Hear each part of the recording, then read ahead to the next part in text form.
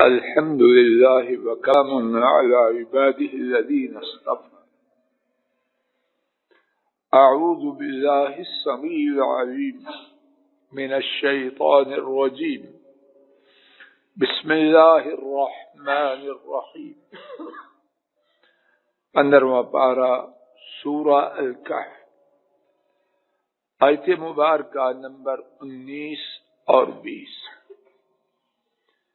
اللہ مالک کی توفیق سے آیت شریفہ نمبر 19 کے الفاظ کے معانی بامحاورہ ترجمہ اور کچھ بات ہو چکی ہے۔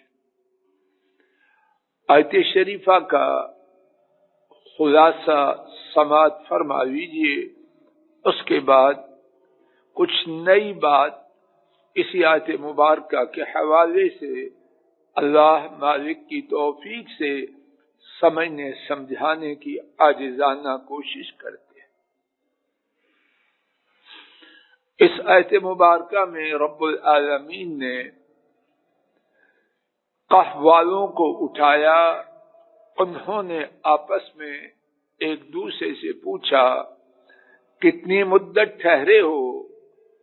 کسی نے کہا 1 دن، اور کہا کہ شاید دن کا کچھ حصہ۔ آخرش انہوں نے خود ہی آپس میں یہ بات کہی کہ اللہ تعالی زیادہ جانتے ہیں کہ ہم کتنی مدت ٹھہرے ہیں۔ اب اس کے بعد انہوں نے اپنے کھانے کا فکر کیا تو انہوں نے کہا اپنے میں سے ایک شخص کو اپنی چاندی کے ساتھ، یعنی چاندی کا جو سکہ موجود تھا اس کے ساتھ شہر بھیجو اور وہ دیکھے کہ زیادہ پاکیزہ کھانے والا کون ہے، اس سے وہ رزق لائے، کھانا لائے، اور نہایت نرمی اور باریک بینی سے معاملہ کرے، اور وہ تمہارے بارے میں کسی کو کچھ اطلاع بالکل نہ دے۔ آج کے سبق میں نئی باتیں، زندگی بسر کرنے کے لیے جماعتوں میں وہ چند آدمیوں کی ہو یا زیادہ آدمیوں کی ہو، ان میں سے مختلف کاموں کے لیے مخصوص شخص یا اشخاص بھیجے جاتے ہیں۔ سارے چل نکلیں، اس سے معاملات نہیں چل سکتے۔ اب وہ جتنے تھے چند آدمی تھے، 10 سے کم اور 3 سے زیادہ۔ اب انہوں نے کھانا، اس کی حاجت کو محسوس کیے، سارے نہیں چل دیے، ایک کو اپنے میں سے منتخب کر کے چناؤ کر کے بھیجا۔ آواز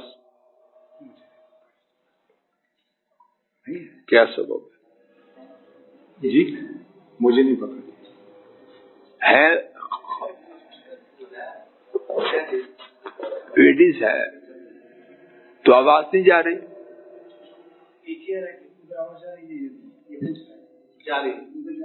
اچھا،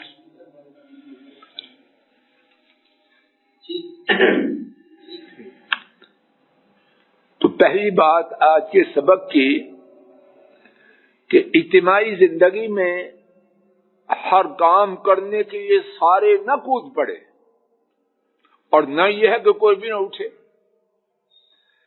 ایک کو یا ایک سے زیادہ جتنوں کی ضرورت ہو اس کا انتخاب کیا جائے اور وہ کام وہ کرے۔ دوسری بات،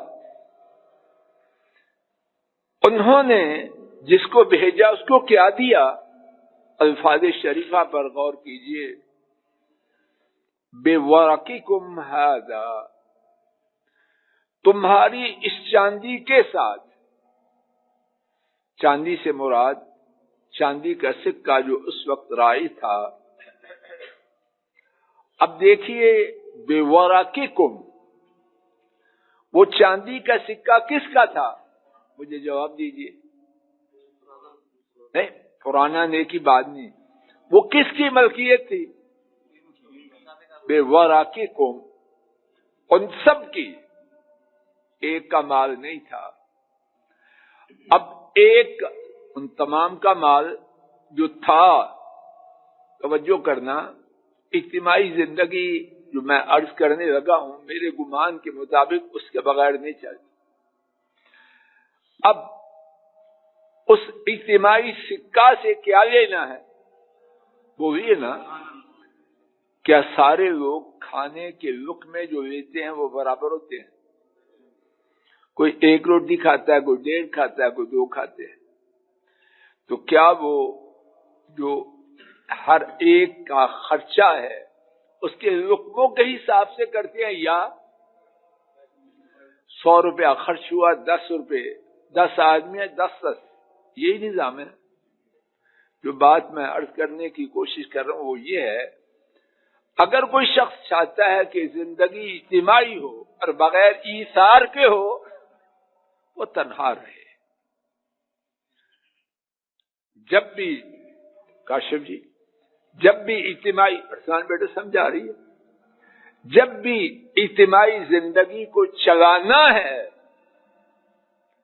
تو میرے گمان کے مطابق اس کی کامیابی کے لیے اس آیت مبارکہ سے یہ بات سمجھ میں آ رہی ہے، اس کی کامیابی کے لیے ایک بات یہ ہے کہ شرکا، اس اجتماعی زندگی میں شریک لوگ اس بات پر تیار ہو کہ کسر کچھ نہ کچھ لگنی ہے.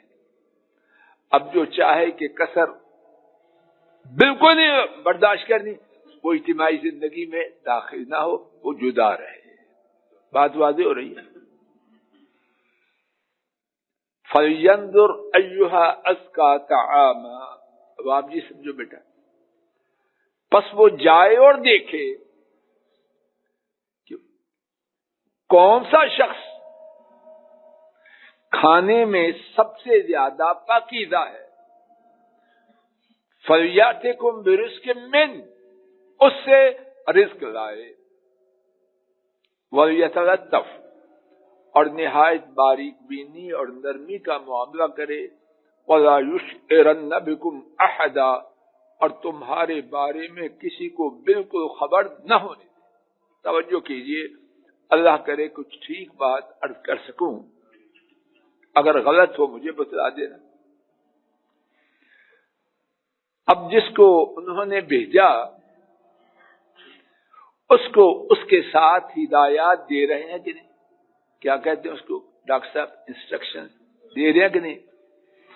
اب بعض نوجوان گھروں میں جب باپ، ماما یا کسی ادارے میں کوئی شخص بھیجتا ہے، جب ان کو نصیحت کریں تو منہ بنا لیتا ہے. ارسلان جی ہے بات ایسے کہ وہ سمجھتا میری توہین ہو گئی. یہ نالائق انسان ہے. اب آپ جی سمجھ آ رہی ہے؟ یہ نالائق انسان ہے. قرآن کریم میں یہ واقعہ یہ لوگ اچھے کامیاب تھے یا ناکام تھے؟ دنیا کے بہترین انبیاء کے بعد دنیا کے بہترین لوگوں میں سے تھے. اللہ پاک نے ان کا واقعہ بطور مثال، نصیحت اور دروس اور عبرتوں کے لیے اپنے کلام پاک میں محفوظ رکھا. جس کو بھیج رہے ہیں اس کو نصیحتیں کر رہے ہیں، ہدایات دے رہے ہیں. تو جس کو بھیجا جائے اس کو اگر سمجھایا جائے کہ بیٹا، بھائی، ساتھی، یہ بات اپنے پیش نظر رکھنا، اس کا منہ بنانا اس کی نالائکی کی دلیل ہے. چوہدری صاحب جی ایسی بات ہے. اور دوسری بات، بعض لوگ ہوتے ہیں بس جی ہم نے بھیج دیا اللہ کی سپرد. یہ اصحاب الکہف اللہ کی سپرد کرنے والے تھے کہ نہیں کرنے والے؟ یہ اللہ کا سپرد کرنا اس کے خیال میں ہے، قرآن کی نظر میں نہیں. اللہ پہ توکل کیا. آیا نبی پاک صلی اللہ علیہ وسلم کے پاس ایک اونٹنی کا سوار. آپ نے فرمایا توکل کیسے کرنا ہے؟ اونٹنی کا گھٹنا باندھو اور توکل کرو. توکل کا اچھی طرح سمجھ لیجیے. اپنی نالائکی، کام چور ہونا. زید جی بیٹا سمجھ آ رہی بات؟ کام چور ہونا، اس کا نام توکل رکھ دیا ہے. یہ توکل نہیں، نالائکی ہے. اس کو ڈنڈے مارنے چاہیے. اپنی طرف سے تدبیریں پوری، پھر اللہ پر توکل ہے. کیوں؟ بات تدبیروں سے نہیں بننی، بات رب العالمین کے حکم سے بننی. لیکن اسی رب العالمین کی طرف سے حکم یہ ہے، بندے تو اپنی تدبیر میری دی ہوئی طاقت کے مطابق مکمل کر اور مجھ پر بھروسہ کر. نبی پاک صلی اللہ علیہ وسلم غزوہ بدر میں مسجد نبوی میں روضۃ من ریاض الجنہ میں بیٹھ کے بس دعائیں مانگتے رہے یا میدان میں آئے؟ غزوہ خندق میں پیٹ پر پتھر باندھ کر کیا کرتے رہے؟ پھونک مار کی کہانی دم ہو گئے. چلو کوئی بات نہیں. وکیل وغازی ہے. اب اس کو آگے اگر دنیا میں کسی کی لگائی ہوئی چل سکتی تو سب سے بڑی شخصیت کون تھی؟ اللہ کی مخلوق. آپ نے وکیل لگائی ہے یا خندق کھودی؟ اور کھدوائی نہیں، خود بھی شریک ہوئے، پیٹ پر پتھر بندھے. توکل ہے لیکن تدبیر کے ساتھ. تدبیر کے بغیر جو توکل ہے وہ نالائکی ہے. اور صرف اپنی تدبیر پہ بھروسہ کرنا. قاری صاحب پیچھے گئے، ان کو شاید خبر نہیں کہ اور کیا ہے. اور صرف میری طرف توجہ کیجیے.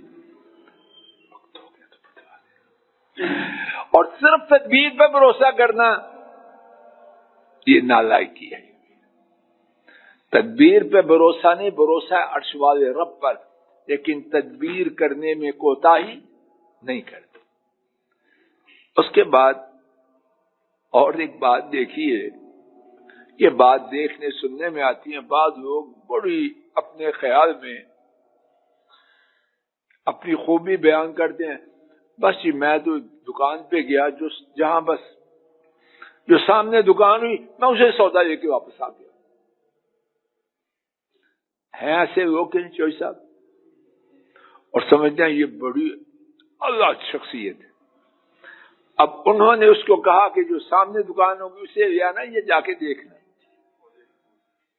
جی بولو. سودا لیتے ہوئے چھان پھٹک کرنی چاہیے.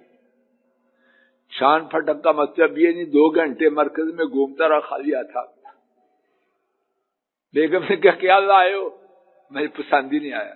یہ بھی کھوٹا آدمی، اس کی نیت خراب ہے. نہیں، مناسب ہر چیز مناسب حد تک. لیکن میں ایک دکان پہ گیا، ایک سبزی والے پاس گیا، جو اس نے دیا میں لے آیا. یہ کوئی قابل فخر بات نہیں. قابل فخر طریقہ وہ ہے جو اصحاب الکہف کا ہے.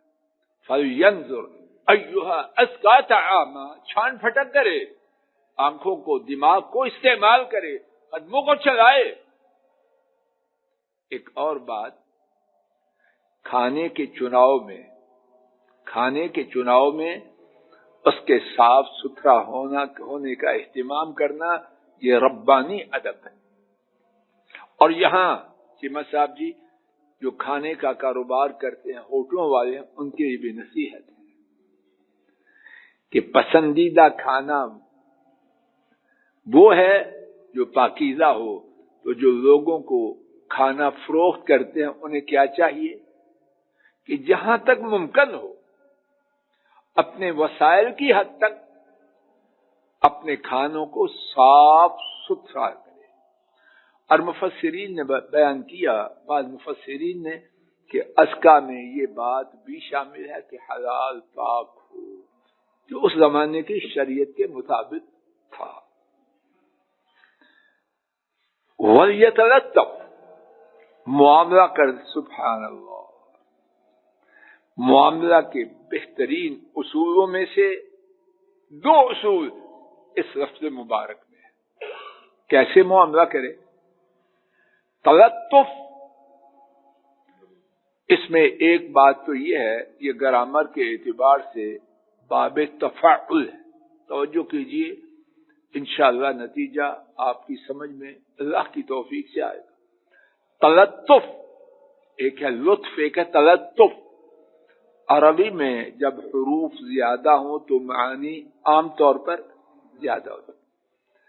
تلطف خوب لطف اختیار کرے، یعنی اس میں عام جو لطف کا معنی ابھی آپ سنیں گے وہ نارمل لطف نہیں. لطف کے معنی میں 2 چیزیں شامل، ایک نرمی، نمبر 2 باریک بھی نہیں. ایک نرمی اور دوسری سبحان اللہ. دیکھیے قرآن پاک میں کتنی رہنمائی ہے. عرفان جی بات واضح ہو رہی ہے. لین دین کا، خریداری کا کتنا سبق ہے. سودا خریدتے ہوئے یہ دونوں چیزیں ضروری ہیں، معاملہ کرتے ہوئے دونوں چیزیں ضروری ہیں.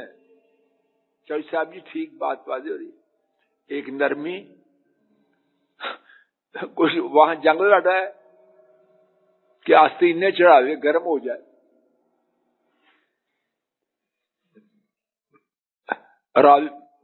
جھاگ نکلنی شروع ہو جائے، کیا کر رہا ہے؟ خریداری کرنے کے لیے پوری نرمی اختیار کرے.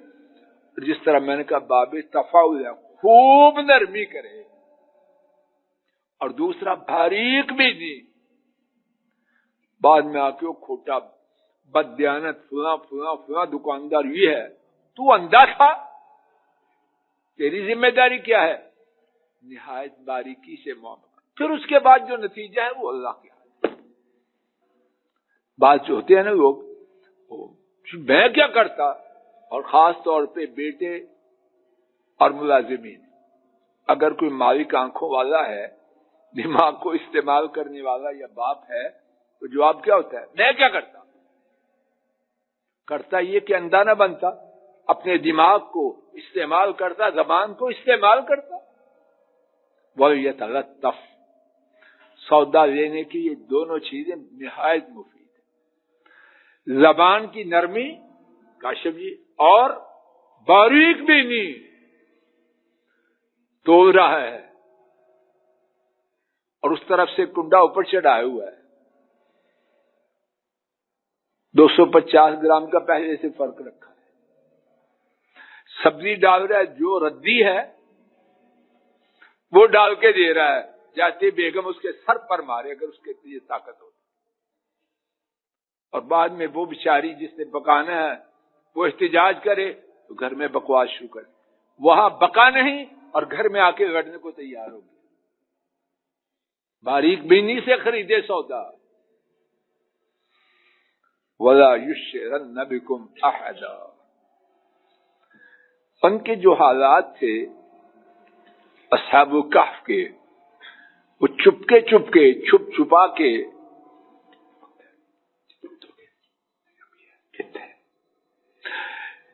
وہ چپکے سے آئے تھے یا اعلان آئے تھے؟ چھپے ہوئے تھے. تو کیا ہے؟ وَلَا يُشْعِرَنَّ بِكُمْ أَحَدًا. اس طرح معاملہ کرے کہ کسی کو ان کے بارے میں بالکل خبر نہ ہو. یہاں میرے خیال میں ایک بہت ہی مفید بات ہے. کامیابی کے لیے جن باتوں کی ضرورت ہے ان میں سے ایک یہ ہے کہ آدمی اپنے معاملات کو بقدر استطاعت چھپا کے رکھے. بعض لوگ، اللہ پاک مجھے اور ان کو ہدایت دے، ان کا پیٹ بہت ہی کمزور ہوتا ہے. کوئی بات ہو وہ اسی میں سمجھتے ہیں کہ ہماری بہادری ہے. شاندار طریقہ یہ ہے جہاں تک ممکن ہو، اور اس کا مقصد سازش یا کسی کے خلاف دشمنی نہیں، اپنی حفاظت کے لیے، اپنے معاملات کو محفوظ کرنے کے لیے بیکار اپنی بات کو ظاہر نہ کرے۔ اس کے بعد انہوں نے مزید بات بیان کی، انشاءاللہ الرحمن اس کا ذکر کل کے درس میں اللہ کی توفیق سے کرنے کی عاجزانہ کوشش کی جائے گی۔ اللہ تعالیٰ اپنے فضل و کرم سے ہماری مجلس کو مبارک بنائے، کہنے سننے کی غلطی کو اپنی رحمت سے معاف فرمائے۔ صلی اللہ تعالی علی خیر خلقہ وعلی آلہ واصحابہ واہل بیتہ واتباعہ الی یوم الدین، آمین یا رب العالمین، آمین یا رب العالمین۔